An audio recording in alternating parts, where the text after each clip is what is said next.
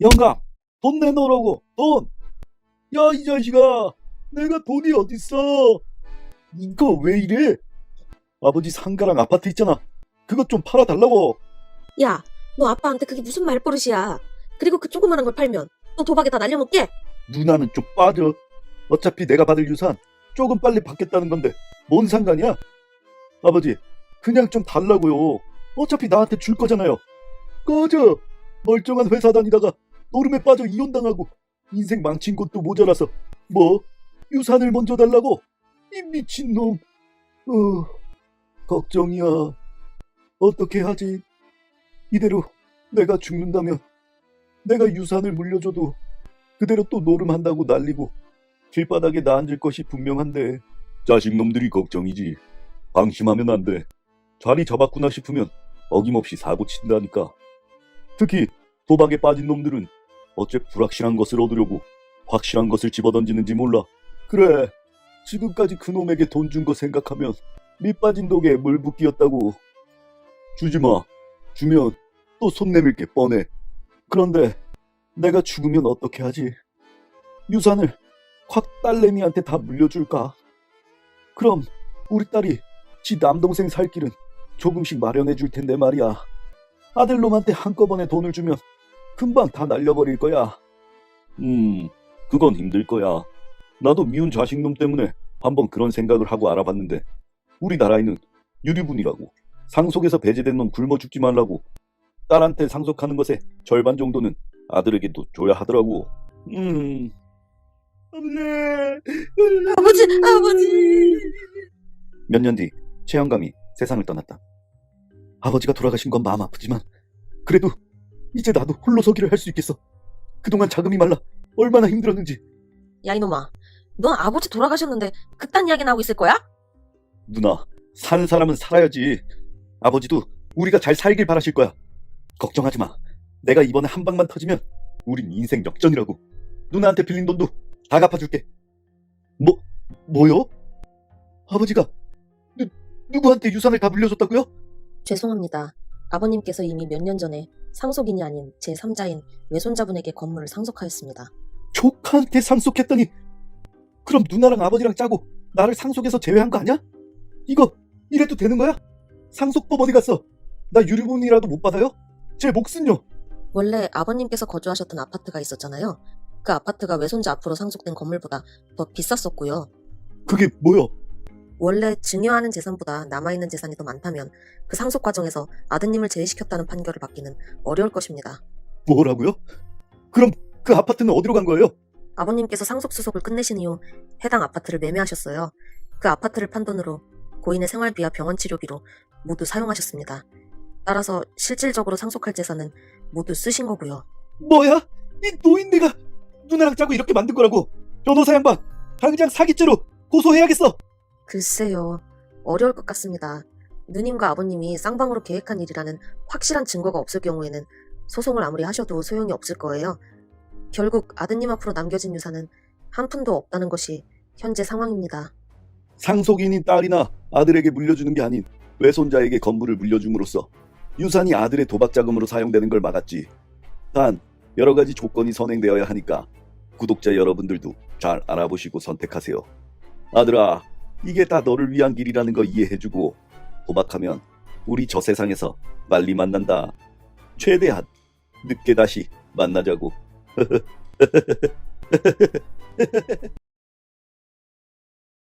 저와 아내는 국제 커플입니다. 나이 차가 많이 나고 연애로 만난 것은 아니었지만 저는 첫눈에 아내에게 반해버렸죠. 아내는 넉넉하지 못한 집안의 장녀였습니다. 그래서 똑 부러지는 스타일이었죠. 집안일도 열심히 했고요. 건설 현장에서 일하는 제가 집을 비우는 일이 많았기에 어머니를 모시고 집안일을 하는 것은 항상 아내의 몫이었습니다. 사실 아내는 맞벌이를 하고 싶어 했습니다. 고국에 계신 장인 장모님에게 생활비를 붙여주고 싶어 했거든요. 제가 따로 용돈을 매달 주긴 하지만 그것만으로는 부족했나 봅니다. 하지만 저희 어머니는 그런 것을 절대 용납하지 못하는 성격이었습니다. 혹여나 젊은 며느리가 다른 생각을 가질까 하는 노파심도 있었습니다. 하지만 결국 어머니는 아내의 고집을 꺾지 못했습니다. 아내는 3교대의 공장에서 번 돈의 일부를 꼬박꼬박 고국의 집에 생활비로 보내주었습니다. 하지만 곧 우리에게는 아이가 태어났고 아내는 일을 그만두어야 했습니다. 아기를 어머니에게 맡기고 일 나가기를 원했지만 어머니는 그런 아내를 이해하지 못했습니다. 이상한 생각 말고 애나 잘 키워. 아내는 고국에 있는 부모님에게 더 이상 생활비를 보내주지 못하는 것에 마음 아파했습니다. 저는 그런 아내의 마음을 달래기 위해 매주 잊지 않고 로또 복권을 사주었습니다. 항상 같은 번호로 말이죠. 똑같은 번호 5,000원치. 왜 똑같은 번호로만 사냐고 남들은 미련하다고 했지만 저는 그 번호가 좋았습니다. 저의 생일, 아내의 생일, 결혼식 날짜 등을 고려해서 만든 숫자였죠. 극악의 확률이지만 아내는 그런 로또를 보며 희망에 부풀었습니다.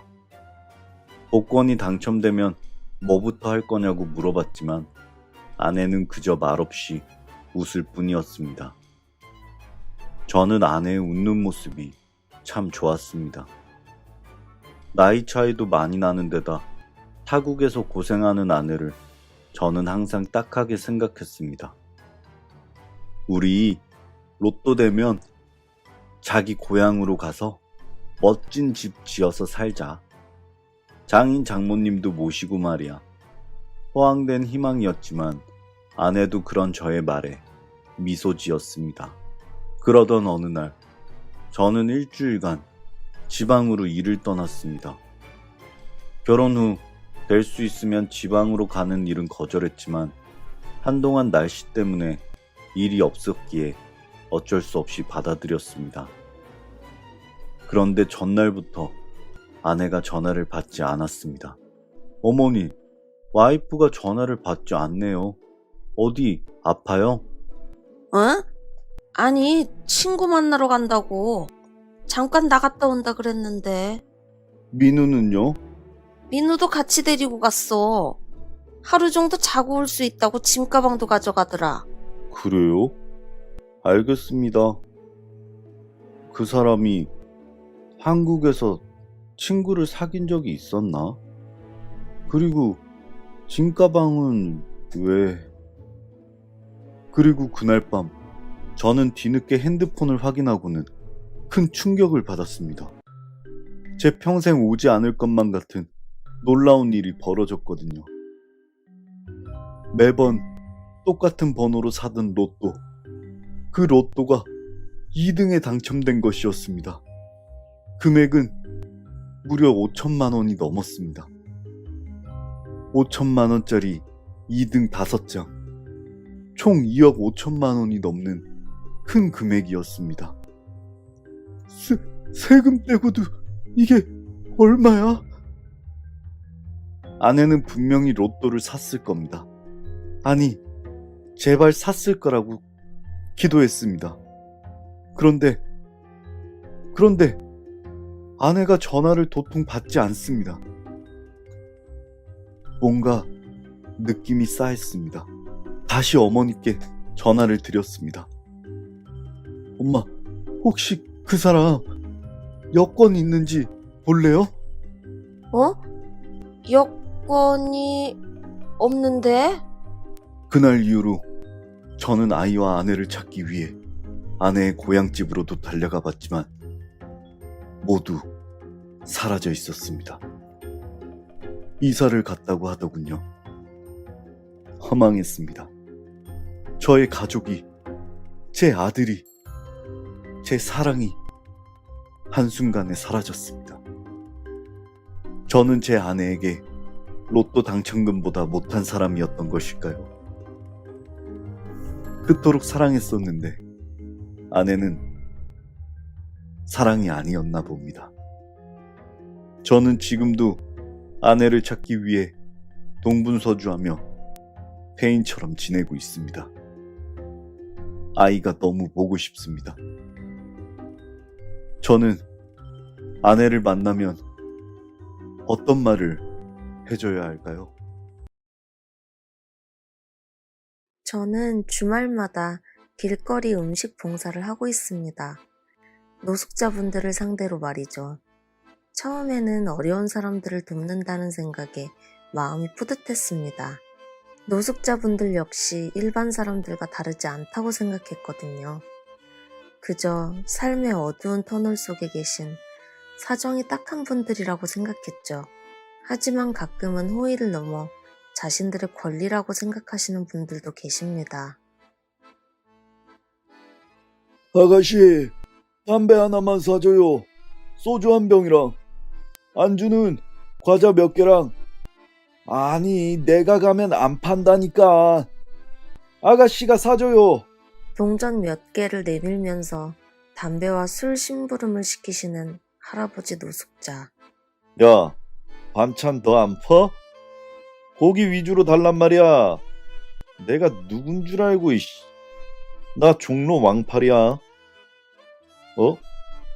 그러고 보니 아가씨 예쁘네. 우리 연애나 할까?